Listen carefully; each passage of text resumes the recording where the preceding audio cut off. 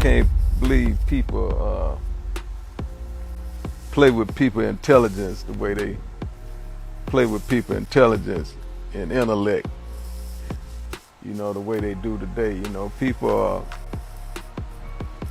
telling lies for a living. You know what I mean? They actually lying to y'all for a living, but.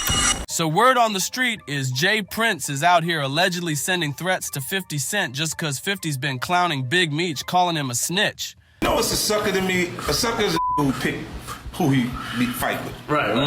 Like if you sitting and you go, oh, I'm not going because this. I won't fuck with him, but I'll fuck with this one. Yeah, I think I can take him. Right. You want to fight the you think you can beat. Jay's apparently warning that something might go down if 50 keeps dragging Meech's name. But 50, he ain't the type to bow down to anybody. You already know 50 Cent doesn't bite his tongue for nobody.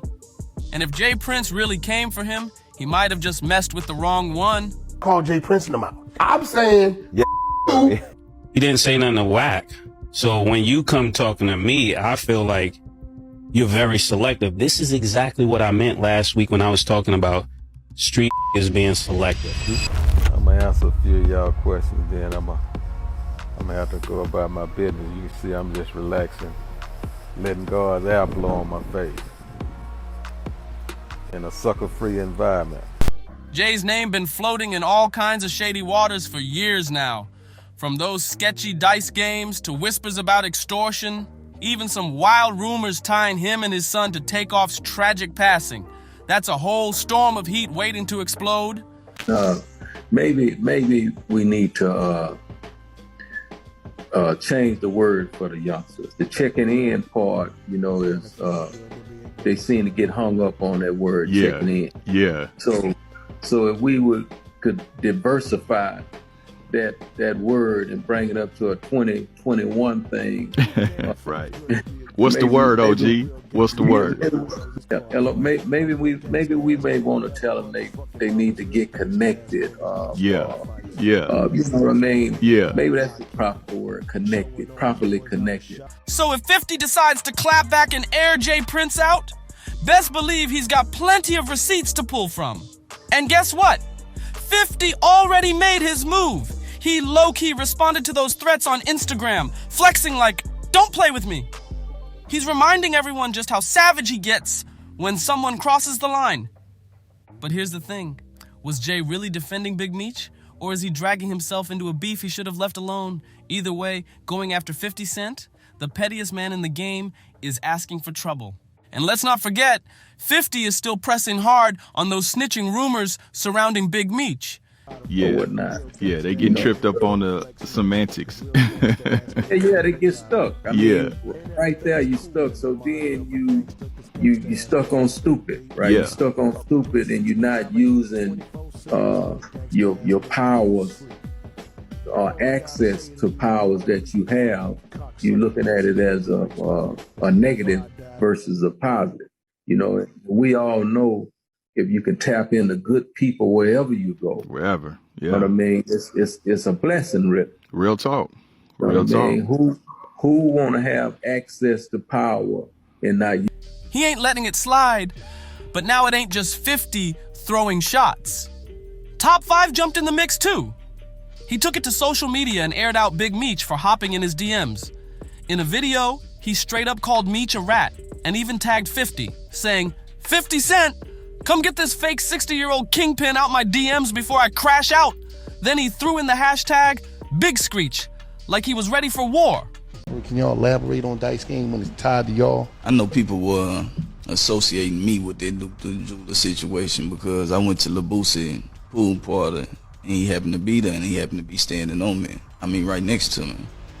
The truth is, I never met him before. I had no idea who he is. I didn't even know he was a jeweler until after his passing. And then the night of that game isn't the night that he got leaving Boosie concert the next night because somebody tried to rob him. So, you know, the internet play internet games. But this is a situation with a dude that I didn't even know. I ain't know his name. I had no knowledge of him. I ain't know he was from Chicago. I ain't know he was a jeweler. And of course, It didn't take 50 long to jump in on the trolling. He reposted that video in a heartbeat, doubling down on the heat. 50 Cent wasn't done trolling just yet. Under that reposted video, he dropped a savage caption saying, "He probably wanted to borrow some money from you, gangsta, LOL."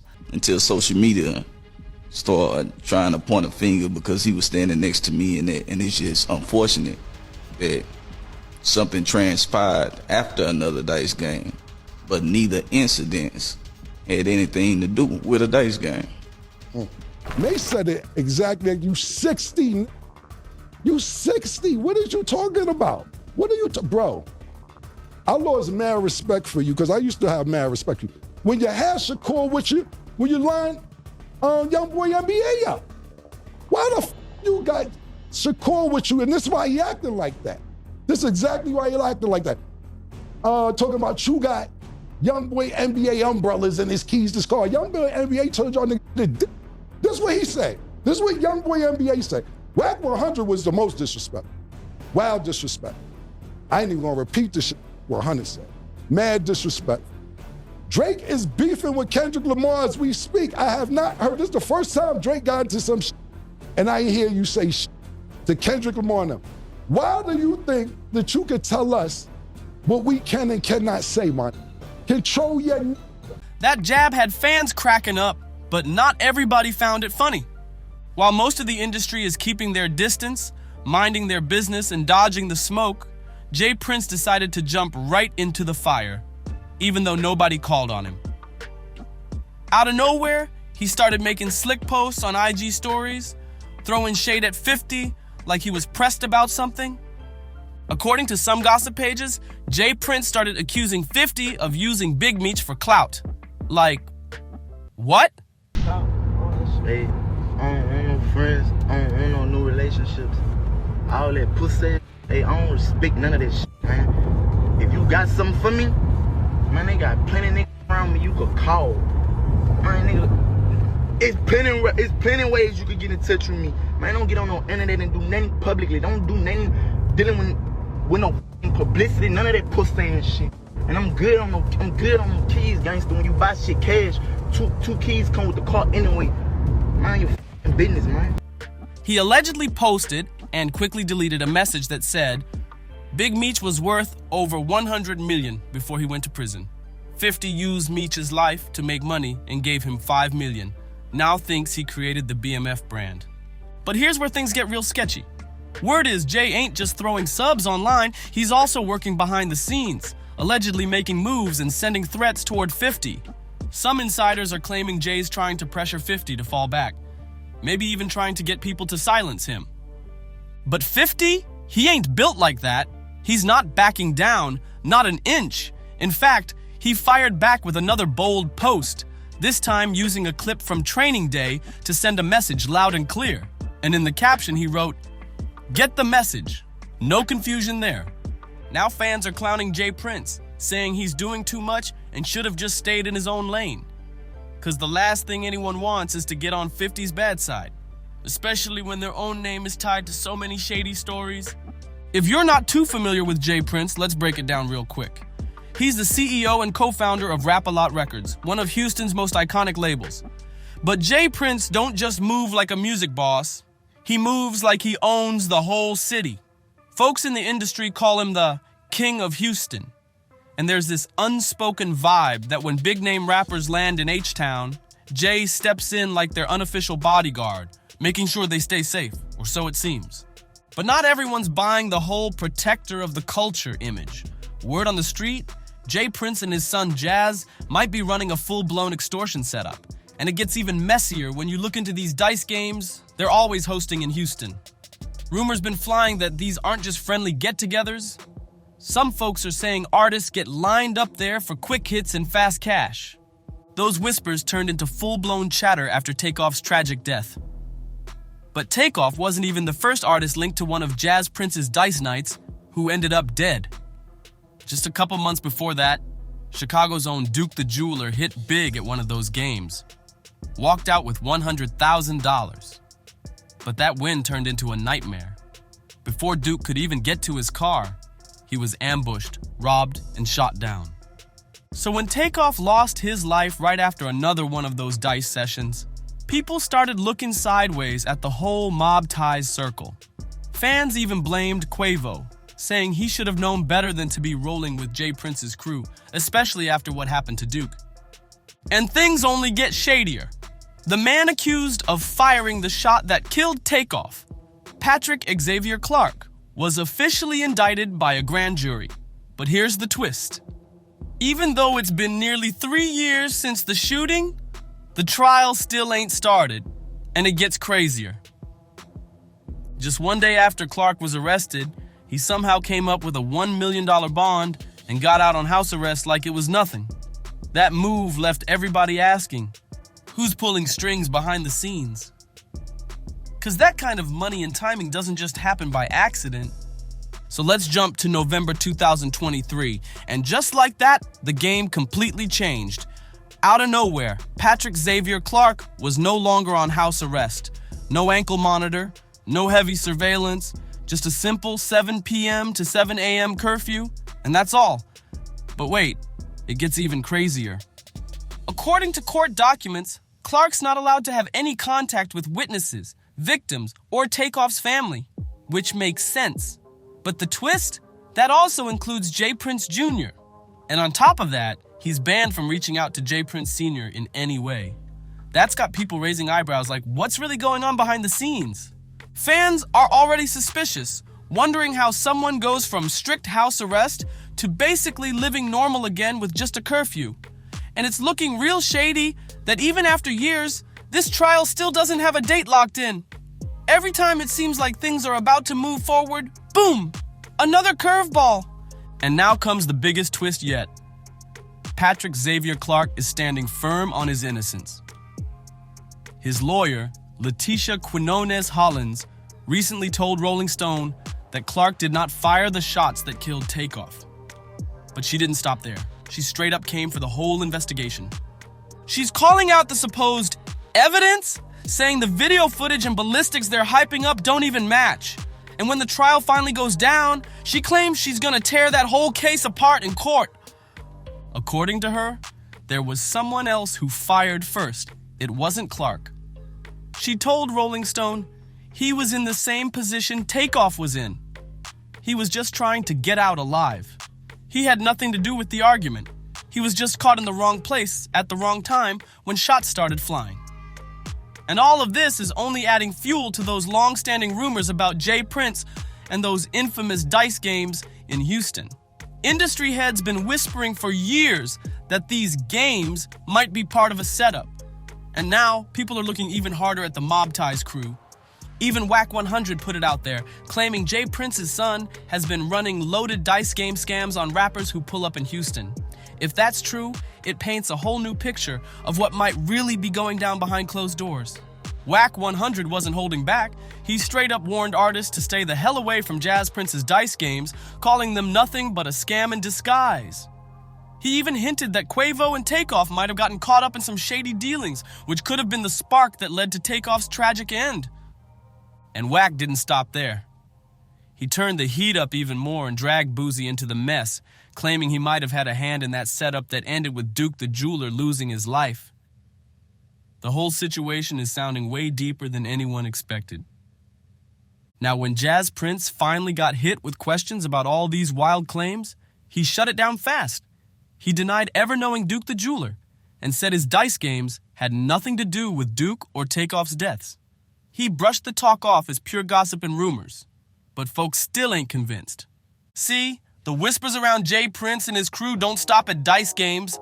His name's been floating around extortion rumors for years.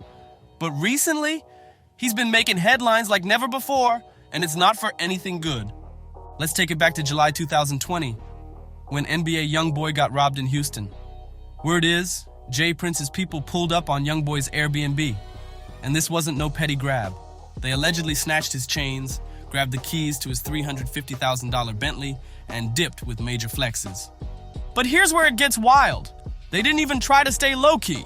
These dudes went straight to social media, posting video proof like it was a music video.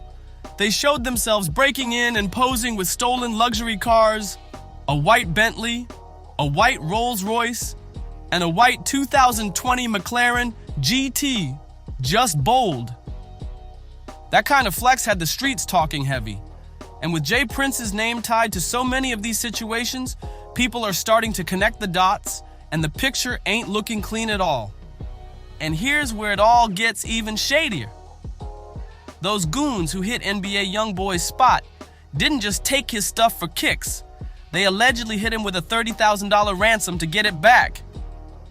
Now, folks are saying this wasn't just some random robbery. It was another extortion play, straight out of Jay Prince's book. What made it worse?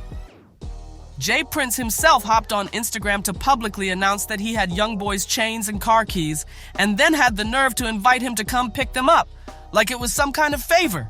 But YoungBoy wasn't buying the act. He saw right through it and wasn't about to play along. He clapped back hard, calling Jay Prince out as a shady figure who hides behind the whole check-in culture just to shake down rappers when they pull up in Houston. And trust, YoungBoy ain't the only one fed up with Jay Prince's antics.